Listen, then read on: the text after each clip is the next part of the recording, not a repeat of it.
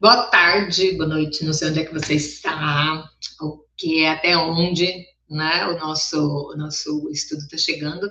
Mas bem, quem está caindo aqui de paraquedas, nós estamos no estudo 3 em Jeremias, no profeta Jeremias. Hoje nós vamos falar sobre o capítulo 13 até o 17. E é muito engraçado, preparem-se para o estudo da semana que vem. Por quê? Enquanto nós, todos nós, quando você ouve falar no profeta Ezequiel, você lembra do Vale de Ossos Secos? Quando a gente fala de Jeremias, lembra do quê? Do oleiro, né? Então, espera, o próximo estudo vai ser na próxima quinta-feira, de hoje a uma semana, que nós vamos falar sobre a passagem mais famosa de Jeremias, que é o vaso do oleiro. E tem muita lição para a gente tirar de lá, tá? Então, se você ainda não conhece a nossa forma de trabalho, é o seguinte, é imersão. A gente vai destrinchar o texto e ver o que foi dito, em que circunstância, para quem que foi dito e o que eu posso adaptar na minha vida hoje? Que essas são as perguntas primordiais para você fazer para um texto quando você vai estudar a Bíblia. Ou então você lê que nem jornal, que nem revista, que nem romance, tá? Mas o importante, o grande barato da Bíblia é você estudar e adaptar na sua vida, tá? Então, com isso, nessa premissa, nós vemos que Deus não muda de estratégia, ele é o mesmo ontem, hoje, será sempre. Deus não faz exceção de pessoas, nele não tem os queridinhos, membros da diretoria, não. Então, pisou na bola, é repreendido. Nós estudando os profetas, nós já vimos todos os menores, agora nós estamos terminando os maiores, não é por nível de importância, por tamanho do livro, dos escritos, né? Então, nós vamos ver aqui Jeremias, é ele que escreveu tudo isso que nós estamos estudando, era a Bíblia que Daniel estudava, né? Porque Jeremias escreveu antes do cativeiro. Então, nós vamos ver aqui. Outra coisa interessante que nós estamos vendo estudar os profetas é o quê?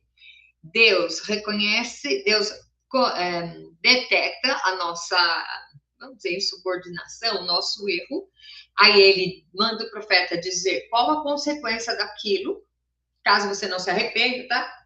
Qual a consequência daquilo, e depois ele te dá o escape. Então é muito legal, porque Deus sempre, quando ele vai mandar o profeta dizer alguma coisa, ele fala o que está acontecendo, qual é a consequência e o escape que ele vai dar. Então, se Deus te pede alguma coisa, ele vai te dar condições para executar. Deus nunca te pede o impossível. Não. Porque aquele que chama é o que capacita. Se ele está dando uma dura em mim, é porque eu tenho a capacidade de endireitar o meu caminho, tá? Que é o que a gente chama de conversão. Tá seguindo no caminho errado, para, converte, começa de novo, tá bom? Então vamos lá, a gente estuda eu já pedi para as meninas no resumo, já estudando, já dando uma lida nos capítulos. Então, se você está pegando agora no YouTube, o que eu gostaria que você fizesse? Vai ler o capítulo de 13 a 17, e aí nós temos as perguntas, nós vamos trabalhar em cima das perguntas. Nas respostas, eu geralmente uso a Bíblia na linguagem de hoje, que é para ser mais fácil, e porque nós vamos comparando 2 ou 3 versões diferentes. E aí, o que vai acontecer? Vamos lá estudando, vamos ver o que tem para mim hoje. Hoje, o que Deus quer falar comigo no dia de hoje em cima desse texto, né? Então, se você ainda não viu, é o terceiro estudo, dá para você parar, ir lá ver o primeiro, ver o segundo e pegar o terceiro e depois seguir caminhando com a gente junto, tá bom? Então vamos lá. A primeira pergunta é muito interessante porque na Bíblia, a revista atualizada, que é a versão que eu mais gosto, ele se refere ao cinto de linho. Na Bíblia, na linguagem de hoje, fala um calção de traje íntimo, cueca, tá? Então, questão de tradução, eu não consegui descobrir qual das duas é verdadeira, porque na verdade tanto faz. O que nós vamos ver é aquilo, o que o profeta, Deus está falando para o profeta. Durante muitas vezes, muitas situações, eu chamo o profeta e faz ele passar por circunstâncias, né, terríveis para poder entender o que Deus está falando. Por causa disso que Deus mandou Oséias, que era profeta, casar com uma prostituta, porque Deus estava se sentindo traído, porque o povo de Israel estava adorando outros deuses. E se você for ver, todos os profetas menores e até agora, o problema é a idolatria, tá? O problema é a idolatria, é a arrogância e é seguir falsos mestres. É isso aí, tá? Que Deus chega e chama e dá dura. Então, vamos lá. A primeira pergunta diz o seguinte: o que aconteceu com o cinto de linho que está na Ara e na linguagem de hoje diz o shortinho, né? Então vamos lá. O que Deus fez? Chegou para ele e falou: quero que você vá, pegue um cinto de linho, vai, esconde na terra, faz um buraco, esconde na terra, e depois de um tempo você vai lá ver como ele está. Aí o Jeremias fez isso direitinho, depois o tempo foi lá e ele estava podre, porque não era sintético, né? Era linho, então estava podre.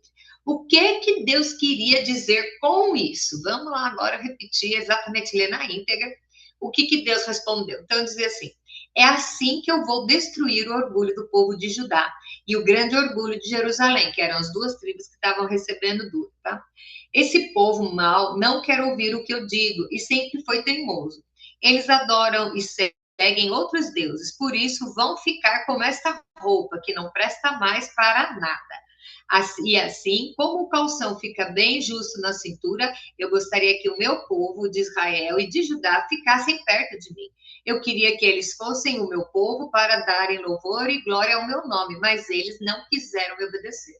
Então, a primeira coisa, Deus manda Jeremias fazer isso e dar essa resposta. Logo em seguida, vem a pergunta: o que aconteceu com o jarro, né?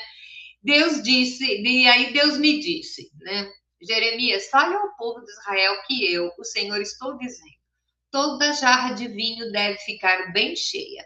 E eles vão dizer que sabem muito bem que toda jarra de vinho deve ficar bem cheia. Diga-lhes então que eu, o Senhor, vou encher de vinho o povo dessa terra, até que todos fiquem bêbados. Os reis, que são descendentes de Davi, os sacerdotes, os profetas e todo o povo de Jerusalém. Então quebrarei todos, tanto os velhos quanto os jovens, como se quebram jarros que são jogados uns contra os outros. Destruirei essa gente sem dó, sem piedade e sem misericórdia. Agora, pensa você. Deus está falando que vai destruir o povo, gente. Não é o vizinho, não é o partido político, não, é Deus dizendo que vai te destruir. Deus, que é o orquestrador do universo, que criou o universo, ele tem poder para tudo. E ele está falando que ele vai destruir. E o povo parece que não cai a ficha, né? Até hoje, viu? Você fala assim: não, aquele povo. Até hoje, a gente ainda titubeia, a gente tenta arrumar um jeitinho, tá bom? Bom não, tá ruim, né? Mas vamos lá, pergunta 3. Qual é o delito e qual a consequência desse delito? Isso nós vamos achar no 13, de 15 a 27. O delito é o quê? Não serem humildes ao ponto de reconhecerem seus pecados e confessá-los. O povo achava, nós vimos semana passada, que porque eles estavam dentro da igreja, eles achavam que eram, sabe, café com leite, que a gente brincava quando era criança? Então, eles achavam que eles não estavam sujeitos à lei. Porque, eu sou líder da igreja, porque o templo do Senhor está no meio de nós, então vai ser tudo maciata. E Deus está falando aqui: não. Então ele diz assim: o delito, a pergunta é: qual é o delito? É não reconhecer os seus pecados e confessá-los, tá? Aí você acha assim: mas eu não vendo droga, mas eu não vendo criancinha, mas nesse aqui eu só roubo granulado no supermercado. Pecou, gente, pecou, entendeu? Não existe, assim, permissão, pecados que são permitidos, não existe, não existe. E qual é a solução para resolver essa situação? É se arrepender, porque se você se arrepende, você não vai fazer de novo. E é nesse processo que nós estamos, constantemente, tá? Então, o delito é não reconhecer os pecados, nem confessar. E agora a consequência, vamos lá. Transformar a luz em trevas. O rei e a sua mãe serão destruídos pela invasão do inimigo. Os amigos serão colocados acima deles. Agora vem aqui, que esse aqui é o texto, tá? Diz assim: por acaso um homem preto pode mudar a cor da sua pele, ou um leopardo tirar as suas manchas? Se isso fosse possível, vocês que só sabem fazer o mal também poderiam aprender a fazer o bem. Olha só a que ponto que chega. Aí a outra consequência: o povo será espalhado como palha. Deus arrancará as suas roupas porque esqueceram Deus e confiaram em falsos deuses. Aqui diz que Deus mesmo arrancará as roupas de vocês e os fará passar vergonha. Deus, tá lá 27, Deus tem visto vocês fazendo coisas que ele detesta, como um homem que anda atrás da mulher do seu vizinho, como um cavalo que procura uma égua. Olha que linguagem dura. Assim vocês vão atrás de deuses pagãos nas montanhas e nos campos. O povo de Jerusalém está condenado. Quando é que vocês vão se purificar? Gente, só dura. E falando por quê? Idolatria. Ir atrás de outros deuses, prestarem culto a outros deuses e cometerem pecados e não reconhecer, tá? Vamos lá, pergunta 4. Qual a outra consequência descrita aqui? No 14, de 1 a 6, diz o seguinte: que as cidades morrerão, pois não haverá água. Deus vai cessar a chuva numa época em que não existia água encanada, não existia reservatório, e a economia era baseada em plantação e pecuária. Acabou a água. Deus via trancar a janela do céu. Para quê? Para quê? Para que o povo passasse necessidade. Quer dizer, não vai por bem, vai por mal, até a hora que cair a ficha de que vocês têm que se consertar, tá? Bom, aí o que Jeremias fez e o que Deus respondeu? Olha só, Jeremias intercedeu pelo povo e Deus rejeitou a sua intercessão. Então, por muitas vezes nós vemos os profetas, os líderes, os sacerdotes intercedendo pelo povo. Tá? Era comum acontecer isso, né? Só que nesse caso, o delito era a idolatria. Então, a idolatria, como Deus sempre coloca, né? Nós vemos em todos os livros dos profetas, equipara a prostituição, que é sujar o relacionamento com Deus, é trazer imundícia para o casamento, né? O casamento seria o relacionamento de Deus conosco, que somos a igreja. Então, Deus fala para ele assim: não adianta você interceder, porque eu sei o que eu vou ter que fazer. Porque eles não se arrependeram. Você está orando, mas eles não se arrependeram, continuam nos delitos. Então, Deus rejeitou a intercessão de Jeremias. Bom, pergunta 6. Qual a resposta de Deus à segunda intercessão de Jeremias? Bom, Deus não aceitou a primeira e Jeremias vai lá na segunda, né? Nós vamos no 13 a 18. Ele foi interceder novamente e diz, olha só, o que ele falou? Né? Esse aqui não é o texto, né? Eu resumi, então diz assim. Ele foi interceder novamente e diz que os profetas dizem que não haverá fome. E Deus responde que eles estão profetizando mentiras no nome dele e que o castigo deles será morrerem de fome e guerra e seus corpos jogados nas ruas de Jerusalém. Aqui ele já está falando sobre os falsos profetas. Sabe aquele profeta que fala o legalzinho só para você ficar contente, dar uma ofertinha? Mas será que isso existe nos dias de hoje? Existe. E, infelizmente, as nossas igrejas, as nossas comunidades, tá assim de falso profeta, que ele vai falar só o que você quer. Então, o que ele está dizendo aqui? O profeta, o Jeremias foi lá interceder. E Deus falou, o profeta que diz o que vai acontecer, e não fui eu que falei, vão ser mortos de fome e jogado pelas ruas. Olha como é duro a consequência da idolatria, tá? Pergunta 7. O que Jeremias fez? Novamente, qual foi a resposta de Deus? Então, vamos lá. Jeremias intercede novamente, mencionando as promessas para o povo. Deus, o Senhor fez isso, o Senhor fez aquilo, e tal, e agora, como é que vai fazer? Bom, aí Deus responde. Olha a resposta de Deus. Mesmo que Moisés e Samuel estivessem aqui implorando, eu não teria dó desse povo. Mande essa gente embora, que sumam da minha frente. Vou deixar deixar que os inimigos matem todos vocês que ainda estão vivos. Eu, o Senhor, estou falando. Isso aí, se não é sério. Então ele está dizendo que o delito era tão grave que nem que viessem o Moisés, né, e o Samuel, que foram os grandes profetas no começo do povo, Deus não ia aceitar a intercessão, porque a culpa não era dos profetas, a culpa era do povo. E é um pecado, que não é um pecado que você não tem jeito de resolver, você tem. Ai, Kátia, mas quando que eu faço isso? Você não faz? Não, então tá bom. É acende uma vela para tudo quanto é santo. Isso é uma expressão que existe no Brasil, que todo mundo entende muito bem o que é. Ai, mas e se o outro lá ajudar? Aí você vai em tudo quanto é canto. Vai na Umbanda, vai na igreja católica, na igreja protestante, vai para o centro de Macumba, vai para o centro espírita, vai lá conversar com o Buda.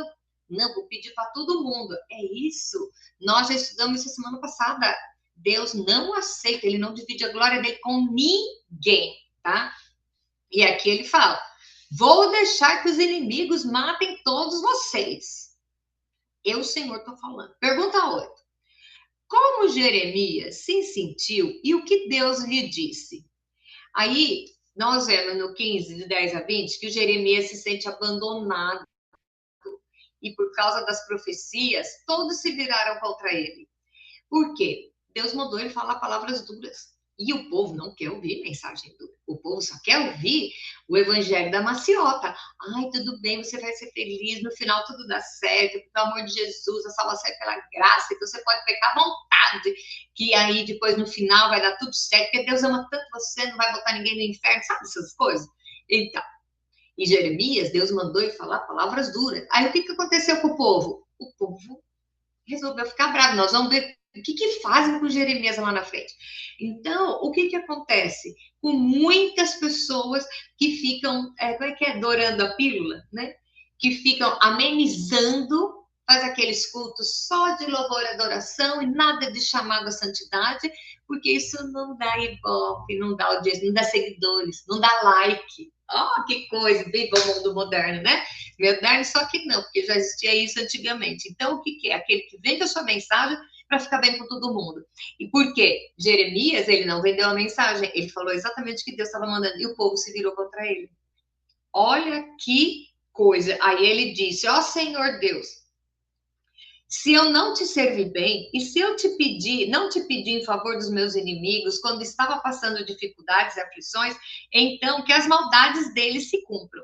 Aí ele fala todo o currículo dele para Deus, né? E questiona por que ele sofre. Aí olha a resposta de Deus: se você voltar, eu receberei de volta, e você será o meu servo de novo. Se você fizer coisas que se aproveitam e não palavras inúteis, você será de novo o meu profeta. O povo voltará para você, mas você não deve voltar para eles. Farei com que você seja para este povo como um forte muro de bronze. Eles lutarão contra você, mas não conseguirão derrotá-lo, pois eu estarei com você para protegê-lo e salvá-lo. Eu o livrarei das mãos dos perversos e o libertarei do poder dos violentos. Eu, o Senhor, falei. Então, continua falando que eu estou te mandando, que eu vou te poupar. Eu vou cuidar de você. Aí você fala, então tá bom, tudo maravilha. Maravilha, vamos largar de ser hipócrita, tá? Ninguém quer ficar sendo uma boca de bronca para todo mundo virar cara para você. É ou não é?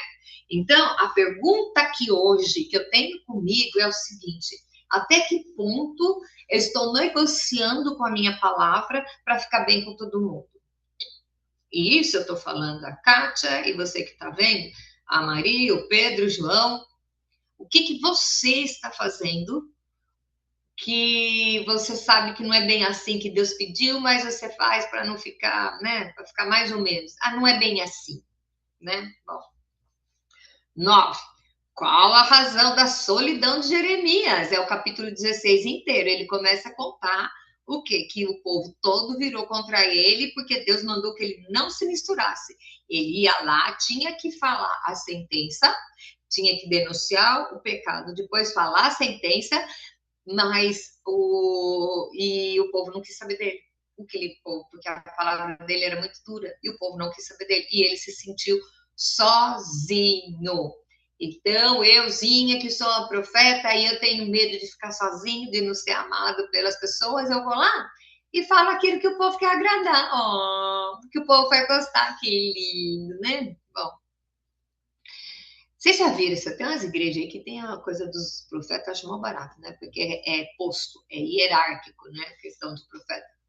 Aí a profecia é assim: eis que eu vejo como você chora de noite. O que você fala no secreto com Deus, Deus está ouvindo, recolhendo as suas lágrimas. E daqui para frente aí, ó, é o povo que é profeta que vai dizer que vê chave e vê papel assinado. Eu nunca entendi direito como é que é isso, né?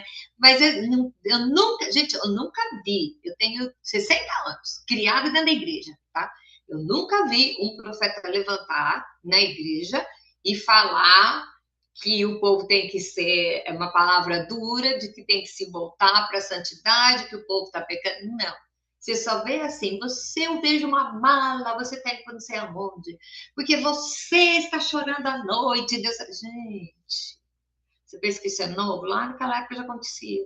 Então, por que nós estudamos a Bíblia? Exatamente para ter sabedoria e não se deixar levar por essas coisas, beleza? Então, vamos lá. Pergunta 10. Qual a consequência do pecado de Judá? O Senhor Deus diz: eu amaldiçoarei aquele que se afasta de mim, que confia nos outros, que confia na força de fracos seres humanos. Maldito o homem que confia no homem, tá?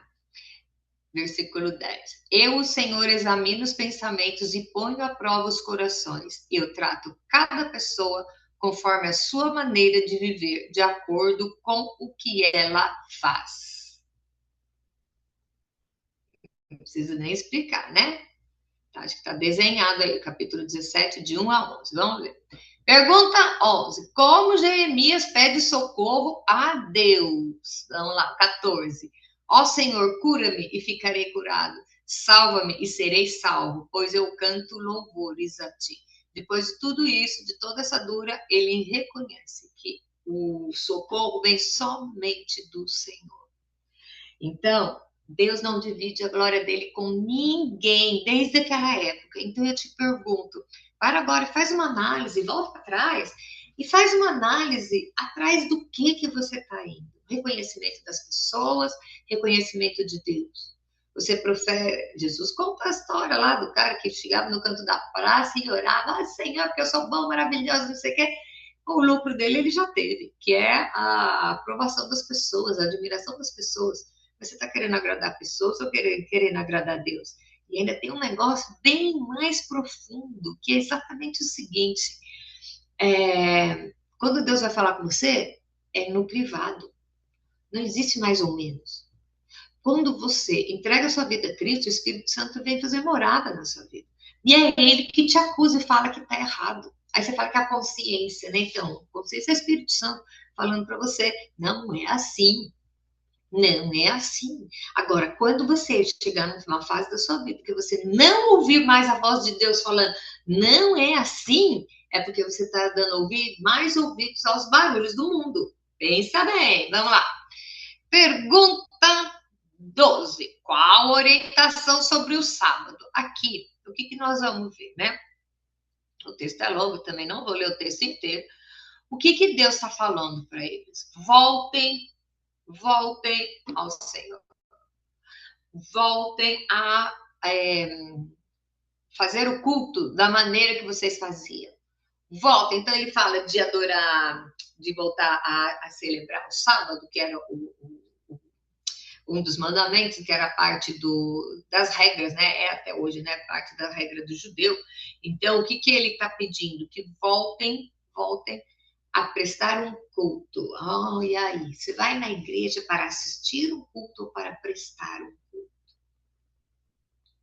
Você vai na igreja, quando você está cantando, você está louvando a Deus, você está só cantando porque a musiquinha é legal, te toca emocionalmente, está todo mundo lá.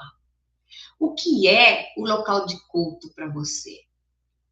O que você vai fazer lá no culto? Como é a sua oração? Se a gente pegar o exemplo da oração que Jesus nos ensinou, que é o Pai Nosso, Primeira parte da oração é Pai nosso que estás no céu, santificado seja o teu nome. É você reconhecendo a divindade de Deus. E aí ele começa, né? Começa a dizer o que você vai pedir, né? Perdoa as nossas dívidas, como eu perdoo a quem, né, me tem ofendido. Não me deixe cair de tentação. Então, né? Mas às vezes você vai lá brincar, né? Vai chegar quase no limitinho ali para saber, limitezinho, para saber até que ponto você pode pecar, até que ponto né? Você quer permissão, né? Então, não nos deixe cair em tentação e livra-nos do mal. É que você sabe aonde que o Espírito Santo não vai com você, e você não tem coragem de ir sozinho, né? E termina porque teu é o reino, o poder e a glória para sempre. Quer dizer, você começa a oração adorando o Senhor, conversa e depois você termina adorando também. Então, qual é a sua forma? Você vai assistir um culto ou você vai prestar um culto? E aqui ele está falando exatamente sobre o sábado, então ele está dizendo, olha que pesado, ele fala que é para restaurar a forma de culto, tá? E se não voltarem a adorar, o próprio Deus vai colocar fogo nos portões e destruirá os palácios de Jerusalém e ninguém vai apagá-lo. Gente, Deus não tem meio termo. Não tem. Idolatria. Olha, acho que nós estamos falando isso toda quinta-feira, já tem mais de um ano, que o problema do ser humano é a idolatria. Então, para terminar, eu sempre gosto de deixar uma pergunta para pensar. Hoje nós vamos conversar sobre duas perguntas, que é assim, primeiro, o que eu estou fazendo que pode fazer Deus se irar? O que é que eu estou fazendo que possa fazer Deus se irar? É a quantidade de pecado? Não, porque o pecado ele mandou Jesus perdoa. O que é?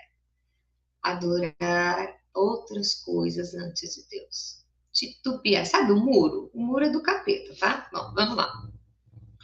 Essa é uma coisa para você pensar a semana inteira. Faça um retrospecto na sua vida, conversa com Deus no seu íntimo, pede para Deus mostrar para você o pecado que te é oculto. Às vezes, eu já fiz isso, já falei para quem caminha comigo, já sabe que eu já fiz isso algumas vezes, e é duro, viu? Porque se você orar, pedir para Deus, me mostra o pecado que eu estou cometendo, que eu não sei que é pecado, Deus vai mostrar. Isso é ruim? Não é bom, porque aí ele te contou, você se arrepende, pede perdão e tenta não fazer mais. Simples assim, né? Então, o que é que eu estou fazendo que pode trazer a ira de Deus na minha vida? Essa é a primeira coisa para pensar. E a outra, a minha crença em profeta é relativa ao teor da profecia? O que é que eu quero saber aqui de você? Você acredita no profeta que só fala o tudo de bom para você? Ou você ouviria com submissão o profeta dizendo que você está errado, que você precisa se consertar?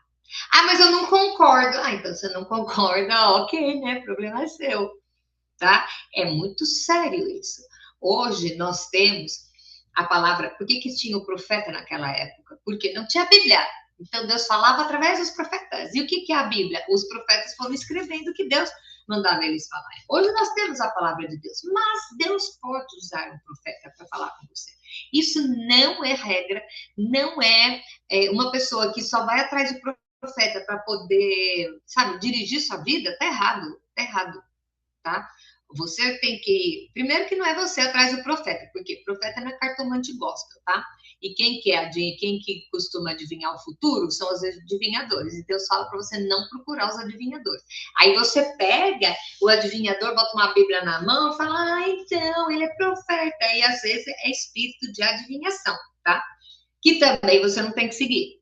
Então, o que eu quero saber aqui, que nós vamos pensar, é qual tipo de profecia você acataria com humildade, sabendo que tem que consertar? Ou quando a profecia você não gosta, você fala assim, isso aí não é profeta não, tô falando dele mesmo.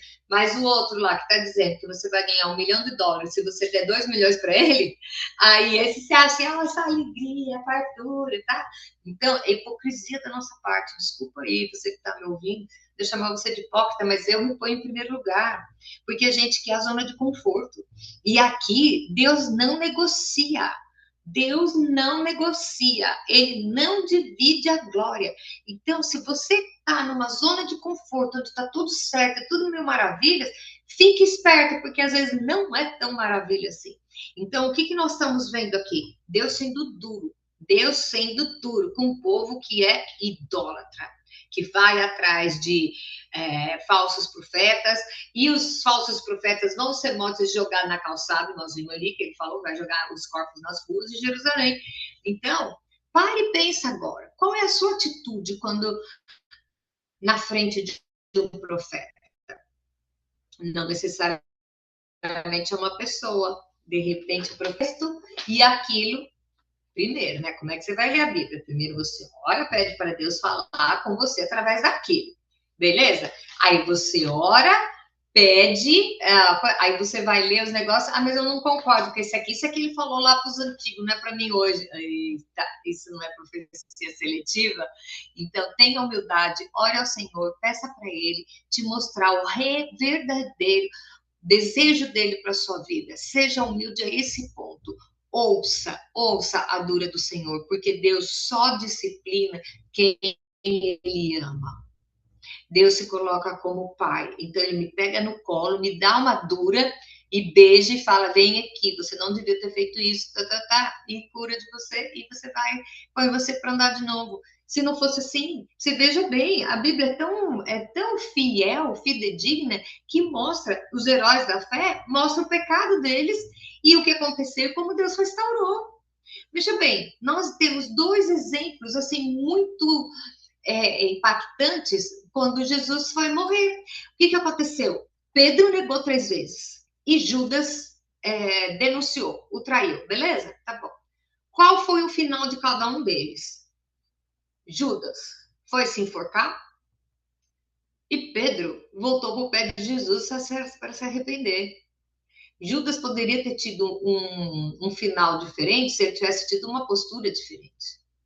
Então, você vai virar santo? Não. Mas cada tombo que você levar, cada tombo que você der, cada coisa errada que você faz, você imagina que você está botando um preguinho a mais na cruz, e aí você se arrepende e não faz mais, Deus pega você no colo de novo. É assim que acontece. Ah, não, mas eu sou tão orgulhoso, eu acho que não é bem assim. Ah, nada é bem assim, então a sua salvação também não vai ser bem assim, tá? Bom, vamos parar por aqui. O que você está fazendo para atrair a ira de Deus, né? E qual tipo de profecia que você está escutando? Isso você vai pensar durante a semana toda. E semana que vem nós estamos aqui de novo para ver o vaso no oleiro. Uhul! Grandes revelações, hein, moçada? Beijo grande para vocês e até lá!